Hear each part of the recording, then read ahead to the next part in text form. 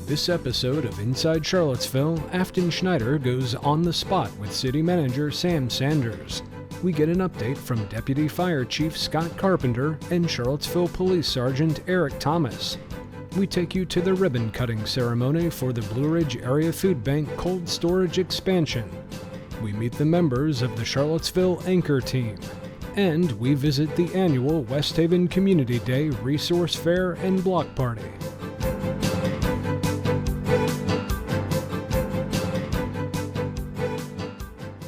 Okay, you kind of talked about this a little bit, but considering the city's long-term vision for housing and community development, what emerging trends or innovative practices do you foresee shaping our strategy? How can the Office of Community Solutions stay ahead of these trends to better serve our community and contribute to the city's goals? So I'll take the latter part of it. I think the Office of Community Solutions is already doing that. We're managing the work that's been made available for us to do. And I think we just have to continue to focus on it and stay on top of all the many things that are happening. Just as it relates to housing, homelessness, just investing in various things. When I say we punch above our weight class, I'm not joking about how I feel about that. We're doing way more than I know a lot of communities do. It's part of the reason why I came here. It is absolutely one of the reasons why I'm still here. I appreciate that we are willing to prioritize spending as much money as we do to address some of these issues. I've been places where they would never spend the kind of money that we spend, and they have budgets 10 times our size. But in that moment, I think there's always just that return to discipline that I like to talk about. We can't do everything. We can't touch every single person, unfortunately, but we can do our best. So for me, it's about the innovation. I think we're already doing innovative work. We're doing a lot of things. We're rolling out new programming. We're willing to go places that others are not necessarily willing to go. I'm just thinking of our anchor team. That's a brand new effort. I think it's a lovely idea that we not only thought about it, but now we made it happen. We're going to send EMS, police, and a medical staff person out to respond in an emergency. That's amazing that we would do that. I've been in communities where they would never consider doing something like that. And we have a youth pre-arrest diversion program that we're rolling out. That is also amazing that we're willing to try to make sure that one touch doesn't mean your life is over. One touch means we intervene and we can probably get you on a different path. That's innovative work. I think we have to continue doing that. We have police officers who are not afraid to go out in the community and actually get out of their cars and do stuff. That's the kind of stuff that I feel like if we can keep doing more of that and be consistent about that, we change people's minds about what they think about government, what they think about what's happened here before. I'm never going to lose sight of what happened before I got here. But I don't want us to spend a whole lot of time still talking about just that. That happened, and we have to move on from that. So I think there is so much opportunity for us to do so many things, and this place seems ripe for trying stuff, and I think that's amazing. So that's really what I think about it. Okay, great. What has been the most fun or enjoyable thing you've done since becoming city manager? I'll say that truly the most fun that has happened within the past 12 months is after council made the decision that I was going to be the next city manager and it had been announced publicly that I was going to be the next city manager, I ran away from Charlottesville. And I went whitewater rafting for the very first time, something I had been dreaming of doing. I did it. I was scared out of my mind, but I enjoyed every minute of it. And I basically set myself up to believe it may feel like this, so why not go and just jump head first? So that's the one thing that I did. I will say, just from a professional standpoint, I delivered the State of the Community address representing the city for the first time, and I think the reception from the public, the members of the business community and various folks that were there, many of them came up afterwards and said a lot of positive things, and I feel like that was a good moment for me, feeling like, okay, you got this, you can do this.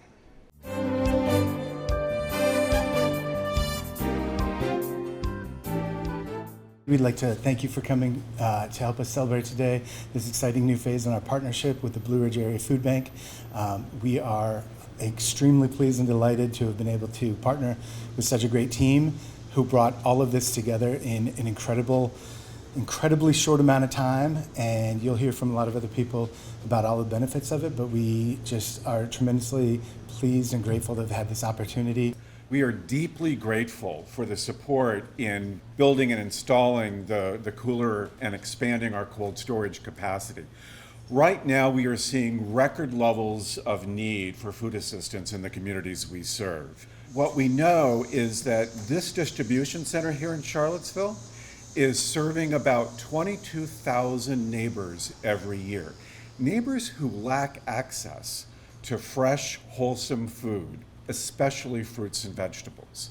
Now, the cooler that we had before the new one, it served us well for 15 years, but when Better Living Foundation, thank you, Dick Nunley and the Nunley family for that donation, when they funded that old cooler, we were serving half as many people and distributing half as much food as we are today. The new cooler is going to triple the capacity because the city said yes to our request. We can now say yes to food donors. We can say yes to the dozens of partners in the community that we work with to distribute fresh food. I'm just really happy in my capacity as mayor to come to opportunities like this where the city can show how it can be a force multiplier and help organizations like the food bank, which helps the other nonprofits, which then feed the residents, which then drives the city. And so we all will benefit from this donation. I'm glad that the city and its staff can be innovative in how it can work with its community partners and use CDBG funds from our friends at that we get from the federal government to do projects like this, where not only are we able to triple the amount of items that they can get from donations that they could then purchase, but also have facilities like this where it's all under a roof that will allow the volunteers and staff to be under outside of the elements, but also the machines that operate the freezers and the cooler. So it's going to be a benefit for many, many years to come. It's always exciting to come out and see what taxpayers' money is actually doing, because at the end of the day, you want to see activities, you want to see projects, and we go through the process whereby the city applies, they receive the funding, we go through the risk analysis, we come out at site and see the end product. We know that it's all about changing lives, it's about touching and changing one individual's life, and that is what makes everything happen.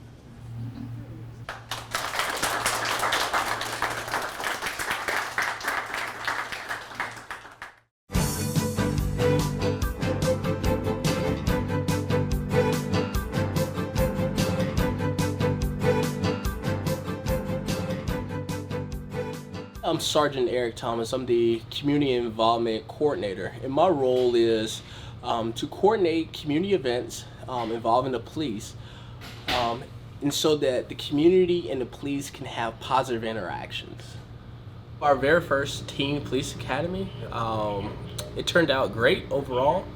We had a total of 15 teenagers from 9th to 12th grade, and they were able to see different aspects of the police department, from forensics to traffic, to our K9 unit, our SRT, but they also got to do some community outreach.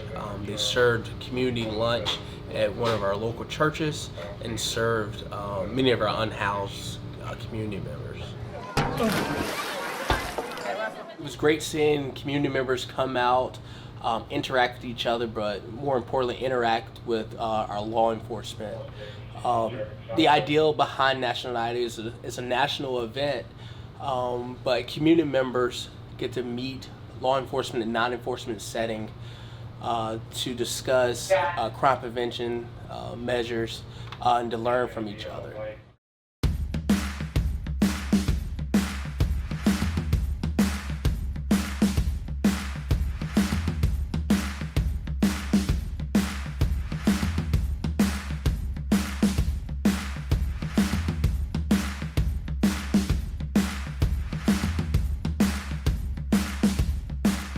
The Anchor team is a co-response team. We have police, we have fire, and we have 2 mental health navigators. We will respond to mental health calls as well as overdose calls. My name is Norman and I serve as the mental health navigator for the Anchor team. My name is Andrew and I'm a firefighter paramedic. My name is Jackie and I'm a firefighter EMT. My name is Pam, and I'm Certified Peer Recovery Specialist for the team. My name is Tammy, and I'm a police officer for the team providing safety.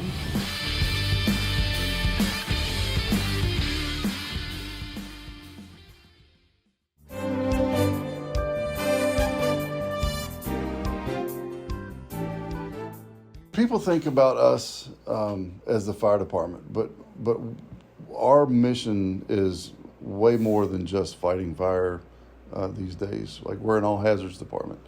So we handle fire suppression. Obviously, that's our main role. We also handle EMS and EMS responses. So, we have fire trucks, just like any other fire department. We have ladder trucks, just like every other fire department, but we also have ambulances, which is starting to become a little bit of a norm across the United States. We got into EMS, at least transport EMS, at around about 2015. So we've been ever growing that along line with the Charlottesville Alamo Rescue Squad, right? It's taking us both now to help provide that service to the city. But in addition to that, we also provide hazardous materials response in the city and to the University of Virginia. We also provide technical rescue response. So if someone became trapped or entangled in a precarious position, whether it be above ground or below ground or stuck in ground or in some type of collapse, that also falls within our scope of work. Yeah, about a little north of 75% of our work is around EMS now. So we're really not just the fire department. We're the people that get called when nobody else knows what to do about it, generally.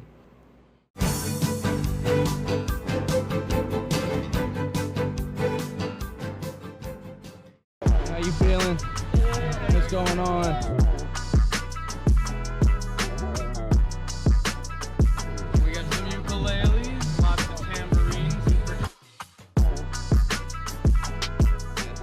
What's up, man? Salute. Thank y'all so much for coming out here, as usual. CPD is always supporting. Love to the foundation. It's a great day to be here at Community Day, right? What year is this? 24. 24? Yeah. Man, this thing has almost been going as long as I've been alive. Who's this guy, man? Oh, harassment. Who I need to, I want to file a complaint right now.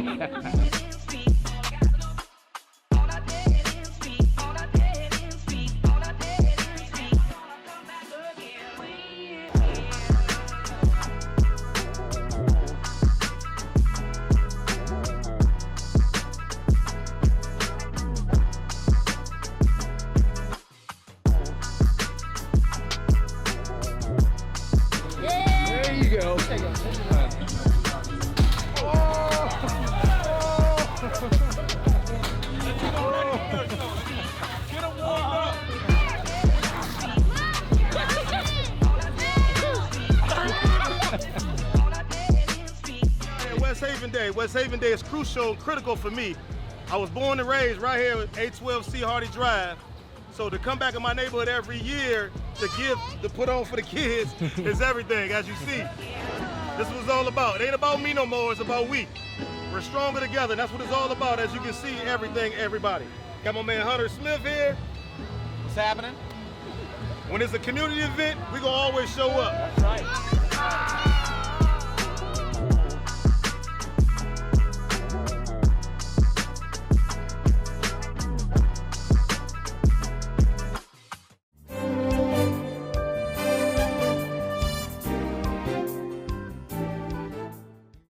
Applications are being accepted for the Charlottesville Homeowner Assistance Program. To promote and preserve home ownership, Charlottesville City Council provides assistance grants to qualifying low and moderate income homeowners. These grants are intended to assist qualifying recipients with the ongoing costs of home ownership. You may qualify for grants of $1,000, $1,500, $2,000, or $2,500 depending on income. The real estate for which the relief is claimed must be in the city of Charlottesville. The applicant must be the owner of the home. Assessed value of the home cannot exceed $485,000. The applicant, applicant's spouse, and any co-owners residing in the home cannot own any other real estate. The combined adjusted gross income for the household for tax year 2023 cannot exceed $61,650.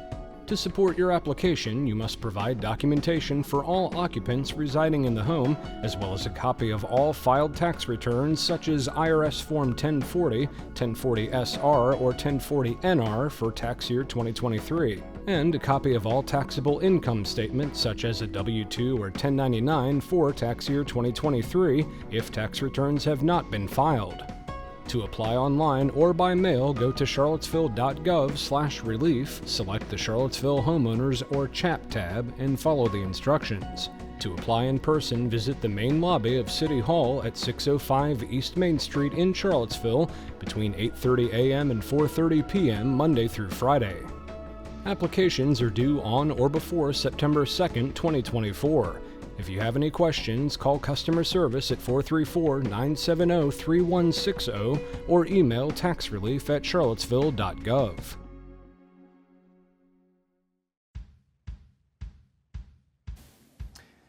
My name is Jason Vandever. I'm the City Treasurer for the City of Charlottesville, and obviously I work in the Treasurer's Office. I've been working for the city since 2008. So I first started as the Deputy Treasurer and did that for about 4.5 years. And then towards the end of 2012, I became City Treasurer, and I've been Treasurer since then.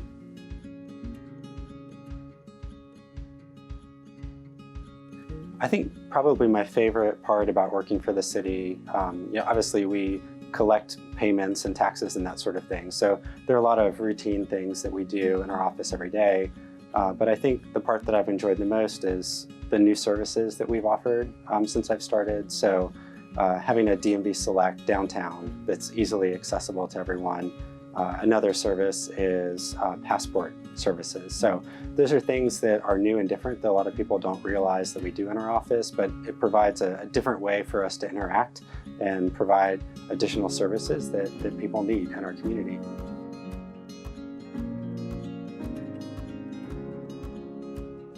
So the easiest way to get in touch with the Treasurer's Office is probably going to be by email or phone. And of course, we have all our contact information on our website.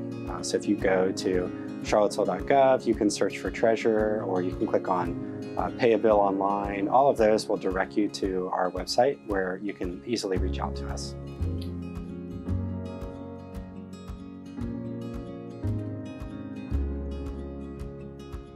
So as far as being a part of the community and living in Charlottesville, I grew up here, so I'm really familiar with the area, and being close to the university and always feeling like there's something to do, whether it's a festival or a baseball game or basketball game. And I think that's the part that I enjoy, and being able to share those experiences with my kids now has been really fulfilling.